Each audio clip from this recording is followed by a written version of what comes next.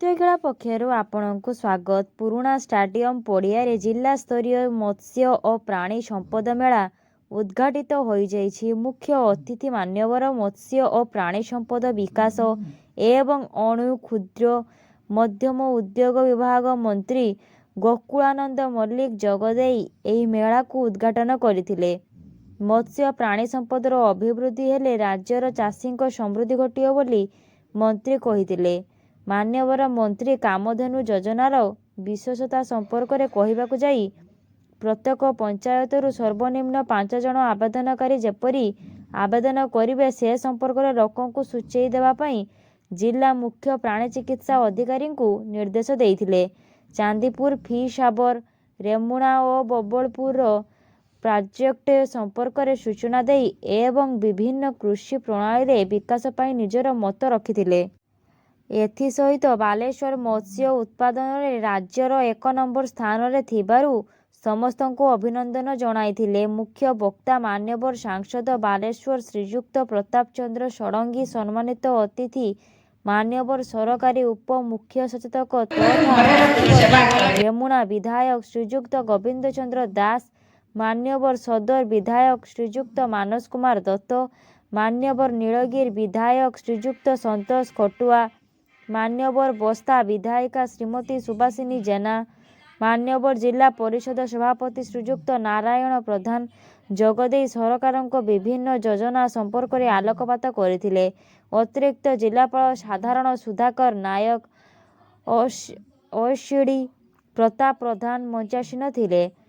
CDVO doctor Rabinarayan Patnaik ସ୍ୱାଗତ ବକ୍ତବ୍ୟ ଓ ଜିଲ୍ଲା ମତ୍ସ୍ୟ ଅଧିକାରୀ ରେଶ୍ମାରାଣୀ ସିଂ ଧନ୍ୟବାଦ ଦେଇଥିଲେ। ସଫଳତା ପାଇଥିବା ଅଗ୍ରଣୀ ଚାଷୀଙ୍କୁ ଅତିଥିମାନଙ୍କ ଦ୍ୱାରା ସମ୍ମାନିତ କରାଯାଇଥିଲା।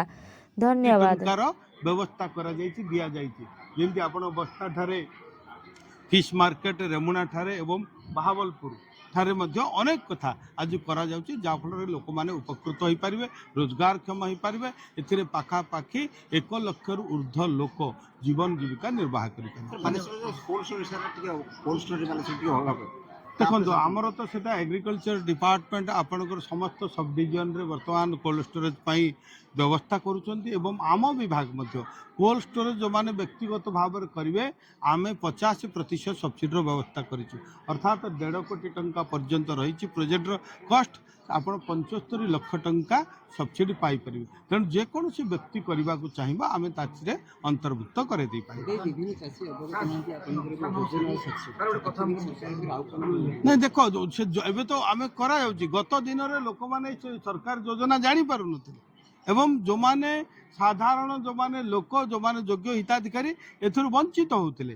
କିନ୍ତୁ ଆଜି ଆମ ସରକାର ଲୋକମାନଙ୍କୁ ଜଣେଇବା ପାଇଁ ଆପଣଙ୍କର ବ୍ଲକ ସ୍ତରରେ ଚାଷୀମାନଙ୍କୁ ଡାକି ମେଳା କରାଯାଉଛି, ଜିଲ୍ଲା ସ୍ତରରେ କରାଯାଉଛି, ରାଜ୍ୟ ସ୍ତରରେ କରାଯାଉଛି, ବିଭିନ୍ନ ପତ୍ର ପତ୍ରିକା ଟିଭି ଗଣମାଧ୍ୟମ ସବୁଥିରେ ଆମେ ପ୍ରଚାର ପ୍ରସାର କରୁଛୁ। ତେଣୁ ଜାଣିବାରେ କିଛି ଅସୁବିଧା ନାହିଁ। ତେଣୁ ନିଶ୍ଚିତ ଭାବରେ ସମସ୍ତଙ୍କ ପାଇଁ ଏହି ଯୋଜନା ରହିଛି। ଯୋଜନାର କୌଣସି ସୀମିତ ନାହିଁ। ଯେତେ ଚାଷୀ ଚାହିଁବେ ସମସ୍ତଙ୍କ ପାଇଁ ବା ସମସ୍ତଙ୍କୁ ଏହି ଯୋଜନାର ଅନ୍ତର୍ଭୁକ୍ତ କରିଦେଇପାରିବେ। ବାଇଦ କୁମାର ଧଳ, କୁରାଡ଼ିଆ ପଞ୍ଚାୟତର ମୋର ଘର। ଯଦି ଆମ ବାଲେଶ୍ୱର ରହୁଥାଏ କିନ୍ତୁ ଆକ୍ଚୁଆଲି କୁରାଡ଼ିଆ ପଞ୍ଚାୟତର ମୋର ଘର। ମୁଁ ଚାଷ କରି ଆସୁଛି ଆଜି ଦୀର୍ଘ 25-26 ବର୍ଷ ଧରି ମୁଁ ଚାଷ କରି ଆସୁଛି। ଆଜି କୃଷି ଯୋଜନା ଯେଉଁ ତାଙ୍କର ସ୍କିମ୍ ଅଛି ସେ ସ୍କିମ୍ରେ ସେମାନେ ମୋତେ ସମ୍ମାନିତ କରିଛନ୍ତି। ସେଥିପାଇଁ ନିଜକୁ ବହୁତ ଗର୍ବିତ ମନେ ହେଉଛି।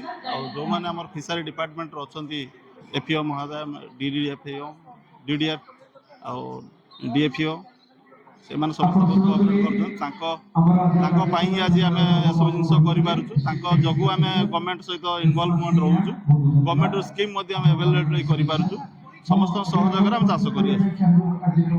ଏତିକି କହୁଛୁ।